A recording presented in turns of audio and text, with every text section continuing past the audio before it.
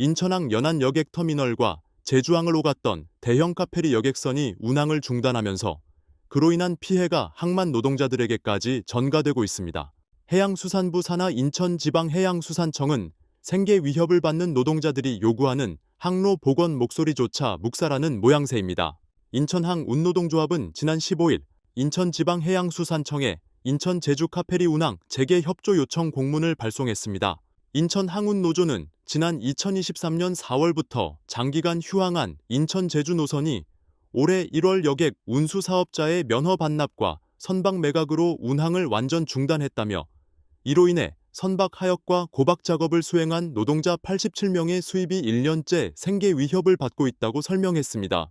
이어 일부 노동자들은 국민연금 체납으로 인한 가입 중단 위기까지 직면했다며 일선 현장에서는 노조 집행부의 설득에도 불구하고 고용보장과 생존권 사수를 위한 대규모 집회를 계획하는 등 연일 강경한 분위기가 지속되고 있다고 덧붙였습니다.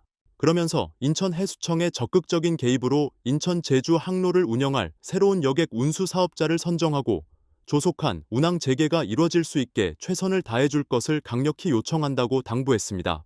하지만 인천해수청은 공문을 받은 지 일주일째 어떠한 답변도 내놓지 않고 있어 관할 행정기관으로서 책임을 방기하고 있다는 비판이 제기됩니다. 기존 사업자가 여객 사업 면허를 반납한 지 3개월이 다 되어가지만 곧 신규 사업자를 선정하겠다는 말만 되풀이할 뿐 뚜렷한 계획도 마련하지 못했습니다.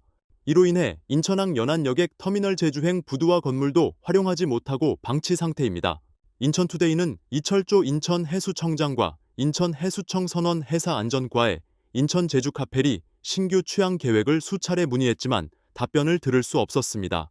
인천 제주를 오갔던 비욘드 트러스트 호는 세월호 참사가 발생한 지 7년 8개월여 만인 지난 2021년 12월 취항했습니다.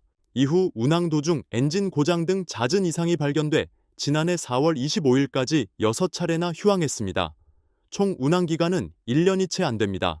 이때부터 인천 제주 항로는 끊겼고 올해 1월 결국 선박은 목포 제주 항로를 운영하는 시월드 고속 회리에 팔렸습니다.